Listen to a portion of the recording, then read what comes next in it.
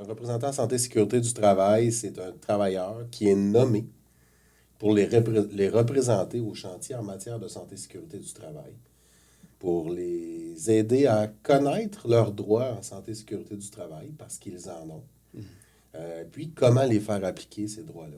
Fait que c'est ça l'affaire, ça donne une voix aux travailleurs qui sont en chantier, parce qu'on le sait que l'employeur, lui, est le maître d'œuvre via son agent de sécurité, qui est là puis qui joue son rôle selon son programme de prévention, mais le travailleur, à part être capable de parler une fois de temps en temps sur un comité de chantier, puis même encore, la plupart du temps, ça va être un contremaître qui va y être attitré, mais le travailleur en tant que tel n'a pas nécessairement de voix. Fait que c'est ce rôle-là là, que le représentant en santé et sécurité va jouer ces chantiers. Oui, non, c'est la loi qui le prévoit. Là. On demande aux travailleurs, dans leur milieu de travail, d'identifier des situations dangereuses.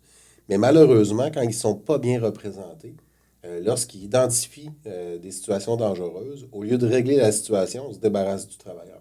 Et le représentant santé et sécurité, lui, il est là pour que les travailleurs se confient à lui. Puis lui, il va les porter, ces messages-là, puis il va les identifier, les risques, sans identifier le travailleur, pour qu'on en vienne à corriger les situations dangereuses. Ça crée des liens entre ce représentant-là et les travailleurs. Puis ils s'aperçoivent que leur message est porté, puis que les situations sont corrigées. Donc, c'est un effet boule de neige. Plus ils vont en amener des situations, plus on va les corriger. De quoi être crucial, là, c'est justement, ça va en prendre justement des gars, des filles qui vont vouloir jouer ce rôle-là. Là. Fait que c'est pas toujours évident. C'est sûr que c'est se mettre. C'est pas se peinturer dans le coin, mais c'est se mettre un target dans le dos. Il faut être capable de vivre avec ça.